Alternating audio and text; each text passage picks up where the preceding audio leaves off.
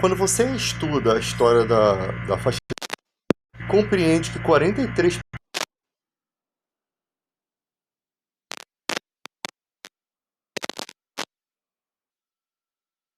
né, homens, idosos, médicos, pessoas que estão ali, você percebe que ali, aquelas pessoas ali não é o Hamas, não é um grupo terrorista. E quando você olha para a história, é liberação de maconha, de aborto, né, com suspeita, acusações de tráfico de órgão, de pele, de palestinos.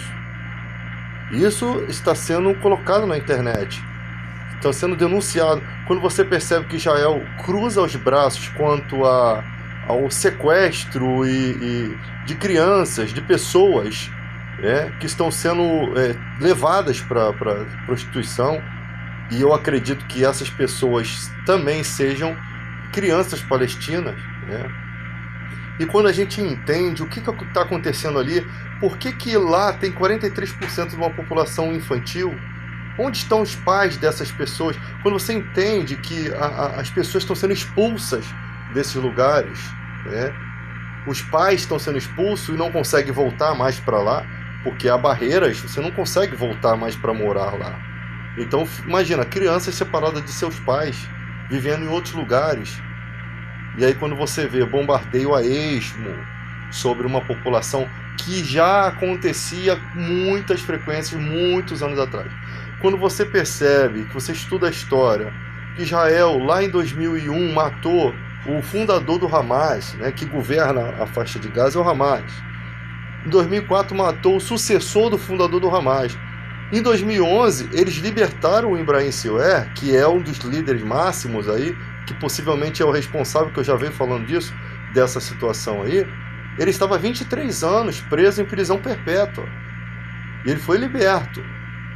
E a primeira coisa que ele fez, ele aprendeu a língua judaica na cadeia. E ele escreveu uma carta para o premier Benjamin Netanyahu, risco calculado, ele ameaçou. Então, como que um país em ameaça consegue ser um país com tanta tecnologia, um país que botou em um só dia 3 satélites no espaço, um país que tem tecnologia avançadíssimas em relação à guerra? Como que um país é invadido daquela forma, pelo ar, pela água e por terra? Os caras vieram de parapente, os caras vieram com drones, os caras, sabe, um país que não podia jamais abaixar a guarda. O Israel não pode jamais abaixar a guarda, porque sofre constantes ataques, né? Constantemente o Hamas ataca. Então, o que acontece? O que está acontecendo ali? A gente precisa estudar a história. Quem são os palestinos? Quem estava naquela terra primeiro? Eu sempre digo, os árabes, devido à expansão do islamismo, foram morar na Palestina em 638. Somente em 1908 ou 18, que começou a vir o povo judeu, devido ao Theodor Herzl, né, que escreve falando sobre uma pátria para os judeus, e tinha que ser ali. Agora, quando eles chegam ali, o que eles fazem? Eles começam a expulsar os que já haviam ali. Eles criam uma força paramilitar chamada Haganah. Se você estudar a história, você vai perceber isso. Tanto é que os muçulmanos estão ali primeiro, que a Mesquita de Al-Aqsa e o Domo da Rocha, que é aquela cúpula dourada, estão exatamente em cima de onde eram os templos de Israel, destruído pelo imperador Tito. Restando apenas o Muro das Lamentações, que não é chamado de Lamentações, tá? É só um nome meio que pejorativo, porque quando viam os judeus balançando a cabeça, achavam que eles estavam se lamentando, quando na verdade estavam orando, tá? Então tem uma série de acontecimentos ali. Tem um lugar lá que é uma porta, que lá é profetizado lá em, se eu não me engano, Ezequiel, em que essa porta, que Deus passou por essa porta. E depois de passar, ninguém mais passaria por aquela porta, né? E essa porta está fechada lá, murada. Os muçulmanos colocaram um cemitério, fizeram um muro ali. Só que você, pesquisando biblicamente, descobre que aquela porta ali não é a mesma porta citada na profecia lá. Essa porta, na verdade, uma porta de pedra, né? E se aquilo ali um dia se rompe e alguém passa por ali e começam a acreditar que aquele ser é um deus? Olha a confusão que vai ter nesse lugar. Só que aquela porta não é. Até você explicar as pessoas acreditando naquilo já era. Uma mentira falada muitas vezes vira uma verdade. Então a gente tem que se ater aos fatos, estudar mais os fatos. Eu vejo as pessoas ser pró-Israel. Tudo bem, cara. A gente pode ser pró-Israel, mas a gente tem que entender o que está acontecendo. Quem tá invadindo quem? O que está acontecendo? A gente não pode ser tão alheio de querer dar nossas opiniões sem analisar a história para a gente não cometer injustiças, né? Olha quantas pessoas estão sendo mortas, parece que a gente não consegue sentir o sofrimento dessas pessoas. E a única coisa que a gente pode fazer é no conforto da nossa casa, né? A gente aqui não está passando fome nem sede. É só faltar 3 dias de água que o povo entra em desespero. Você imagina num lugar onde já sofrem há vários anos, várias décadas, com 4 horas de energia só, pouca água, destruição das cisternas de água, destruição dos pés de oliveira, né, que demoram 50 anos para produzir a azeitona lá, que é a forma de ganhar dinheiro. Pessoas sendo expulsas das suas terras, pessoas perdendo sua família. Imagina agora, já sofriam isso tudo, com escassez, agora sofrendo essa guerra, né? Um povo que aqui no Brasil o islamismo é visto com maus olhos. Ainda há um preconceito muito grande com essa religião. Dá a impressão, o brasileiro pensa que todos os islâmicos estão fingindo aquela religião, mas na verdade são pessoas que um dia podem sair pelo mundo fazendo matanças, né? Porque de tanta mídia bombardear e colocar situações da África, situações em outros lugares, e a população brasileira receber essas informações, elas não conseguem diferenciar o que é extremismo do que é uma prática religiosa do amor, que eles pregam. Eles não pregam ódio, eles não pregam... Tanto que nas leis lá islâmicas, no livro deles, se o inimigo quiser paz com eles, eles oferecem a paz. Isso tem lá, um dizer lá.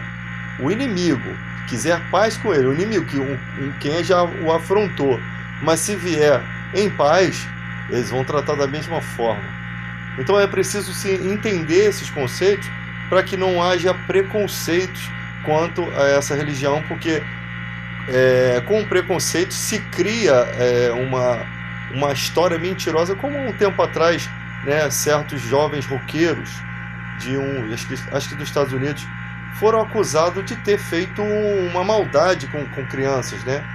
Simplesmente porque eles tinham aquele negócio de jogar RPG, ouvia aquelas músicas de adoração ao diabo, né? Aquelas coisas de jovem mesmo.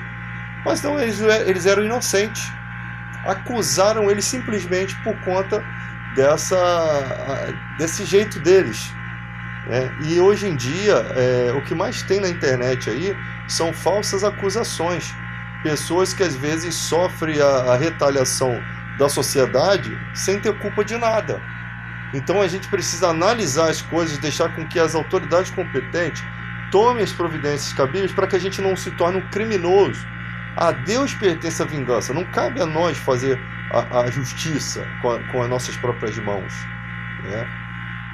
Cabe da gente cobrar as autoridades melhores posicionamentos. Então você tem aqui essa questão. Temos agora a questão da Venezuela, que é uma outra questão. Se o Brasil não tivesse na frente da Guiana, ali de Essequibo, a gente não estaria se envolvendo nisso. O problema entre a Venezuela e aquela situação é que eles precisam atravessar o Brasil para chegar lá, né? Ou ir pelo mar. Se eles forem pelo mar, não passando pelas nossas nossa área, aí eles não vão levar chumbo. Mas se passar pela nossa área, não tem amizade, certo? Está desrespeitando a nossa nação, está colocando em risco a nossa soberania. E aí os soldados, infelizmente, pessoas que têm famílias, em pleno século XXI, vão perder suas vidas por conta de dois inúteis, Dois inúteis que eu falo, não é nem o presidente Lula, é o Maduro, né? E quem está arrumando encrenca por debaixo desses lençóis aí. Quem está arrumando essa encrenca? Porque a gente não sabe, por parte do presidente Lula, o que ele está fazendo de errado. Nada.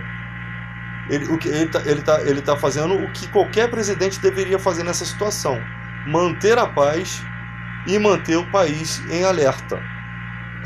Essa é a situação básica ali, não tem nada de errado, não tem nada a ver com a amizade entre o presidente Lula tinha com Maduro, a carisma de um presidente para com outra nação é devido a entender que as nações precisam se desenvolver. A ajuda humanitária não chega até os cidadãos venezuelanos se o país ficar travado, né? Se o país ficar travado. Eu não sei o que deu na cabeça do Maduro, que ele agora está afundando de vez o país. Ele parece que começou a ter mais um controle bélico, ele está excepcional. É o sexto país da América do Sul que mais investe em armamento de guerra. Então, belicamente, ele se estruturou. Ele não é bobo. E ele se estruturou com essa estrutura que ele tem. Ele consegue o quê? Ele consegue fazer uma nação forte. É isso que o Brasil tinha que ter estruturado também. Só que cada lugar tem a sua forma, né?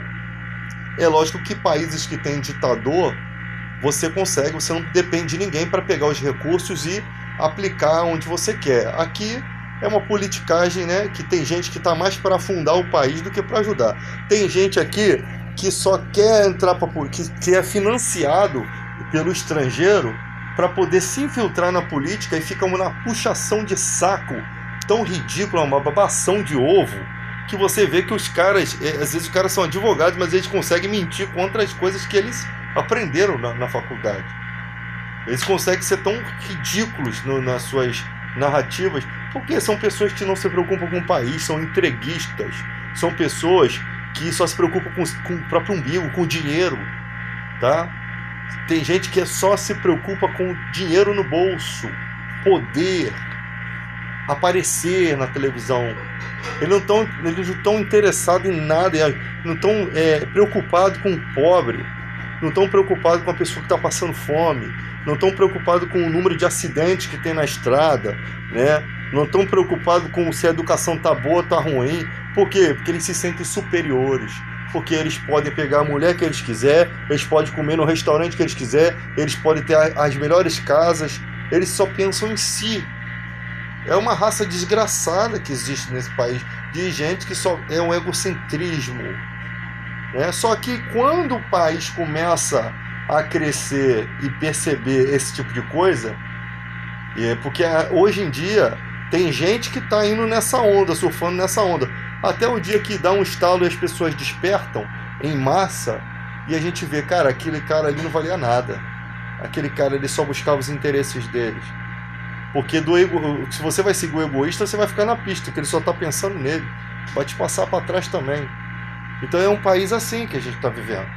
De pessoas que não estão nem aí para a situação do pobre.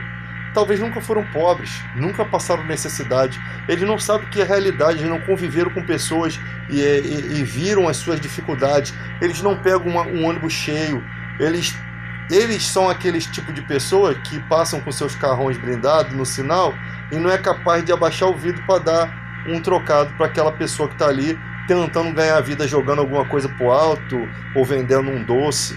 Né? Eles não têm, para eles é como se Deus achasse que ele é merecedor, eles se sentem abençoados porque Deus escolheu eles como se fosse o faraó dessa terra. Eu sou abençoado por Deus, eu tenho alguma coisa em mim que Deus viu em mim, alguma coisa que por isso que eu sou abençoado em detrimento dos outros. É assim que essas pessoas se sentem.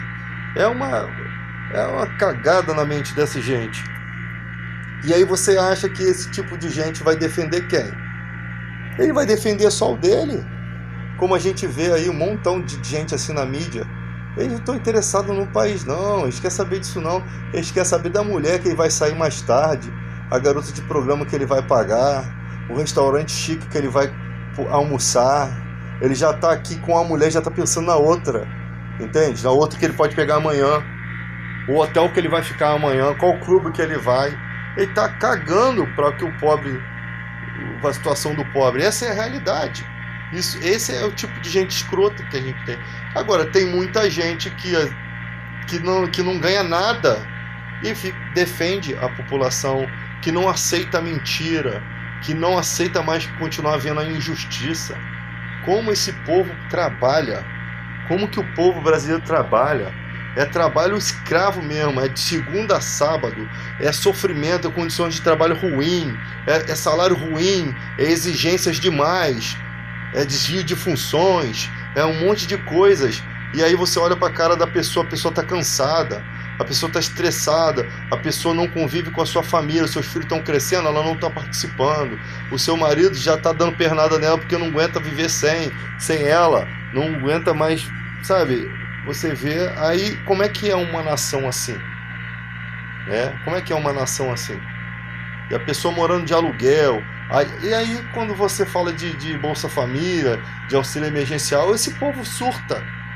Mas quando os bancos pegam essa porcaria desse dinheiro aí de graça, ninguém fala nada. Quando as empresas vão à falência e o governo vai lá e pum, bota dinheiro lá, ninguém fala nada, quero o dinheiro nosso. Quando as empresas do mundo todo, pastores, políticos, pessoas aí, devem um dinheirão ao Tesouro Nacional, devem um dinheirão ao país de impostos, que fica nessa babação de ovo de presidente para poder ser perdoado, mas ficam com aquela dívida ali, ninguém se importa. Porque se os devedores do nosso país pagassem suas dívidas, e tem gente que deve de palhaçada mesmo porque se permite isso. Se essas pessoas pagassem as suas dívidas, o país não estava tão quebrado. Esse ano chegamos à 9ª posição de uma das maiores economias do mundo. Conseguimos chegar à 9ª posição. Nós já fomos à 8ª ou 7ª. Nós estamos chegando. O Brasil é muito grande. É um lugar abençoado por Deus. Eu não sei por que as pessoas saem para outras nações. Vou morar em Portugal. Chega lá, esculachado, fica morando no meio de um povo que está revoltado, né? Por quê? Porque o cara está no emprego que era dele, sabe? As pessoas se revoltam. Quando começa todo mundo em massa, imagina, vier todo mundo em massa da Venezuela morar aqui no Brasil e começar a tomar os seus empregos, porque são mais capacitados em algumas áreas. O brasileiro vai ficar revoltado. Isso é normal, tá? Isso é normal acontecer. As pessoas, o problema aqui do Brasil não é o país é abençoado. Praias maravilhosas, passeios, lugares maravilhosos. Aí você vai para o cidadão brasileiro, você vai fazer um passeio lá no Cristo Redentor, o cara quer cobrar 200 conto uma foto, 100 conto uma foto. Eles querem explorar o povo, sabe? Quem que tem? Todo mundo tem celular para tirar foto. Quem vai pagar 100 conto numa foto? Entende? Mas eles não conseguem fazer. Vou fazer isso aqui por 20 reais. Um valor assim ao alcance. Olha que coisa interessante. Cheguei no Corcovado e eu cheguei cheguei no Pão de Açúcar e tinha lá uma pedra lá que custava não sei quantos mil, acho que é 50 mil reais. Um absurdo que não existe, aquela pedra não custa isso. Uma pedra parecida estava na mesa do bar, assim. Eu falei, como é que o cara cobra 50 mil aqui se tem uma lá no bar, que alguém podia encostar e derrubar aquela porcaria lá? Tipo assim, o turista vem pra cá ver aquilo, compra aquilo, vai enganado, vai embora enganado, achando que aquilo vale uma fortuna. Mas tem gente lá vendendo daquele valor. É um absurdo, cara, é um absurdo. Tem gente que quer passear de helicóptero aí, paga 900 reais aí para passear de helicóptero. Eu prefiro ficar em terra. Não vejo graça nenhuma em pegar uma porcaria daquela que parece até um drone, um pouquinho maior do que um drone, e você andar naquilo só para passar e rodear o Cristo. Eu não vou arriscar minha vida naquilo, não. Nem de graça eu não vou. Só iria numa situação de guerra, tivesse que ir embora de um lugar, eu iria passear naquilo. Mas fora isso, não tenho esse espírito aventureiro, não. Não boto minha vida em risco à toa. Então nós temos aqui essa situação aqui no Brasil, essa situação aqui que nós estamos vendo no Brasil, estamos de fora e precisamos avaliar essas culturas aí, entender o que está acontecendo, saber quem são os injustos nessa situação. Israel está sendo injusto nessa situação, tá? E ainda tem gente ainda, reféns ainda, tem reféns ali presos. E só para lembrar, quem vivia antes ali naquela região, antes de chegar os árabes, eram os turcos, né, do Império Otomano, e eles foram expulsos da Palestina e perderam as propriedades deles porque eles apoiaram a Alemanha na Primeira Guerra Mundial, tá? Depois aquele lugar ficou sob o domínio da Liga das Nações e a Grã-Bretanha ficou como responsável ali. E em 638 começou a vir o povo islâmico, que são 1,9 bilhões de pessoas no mundo. Essa manifestação deles, pacífica, moveria o mundo. São 24% da população mundial. Israel só são 14 ou 15 milhões só de judeus.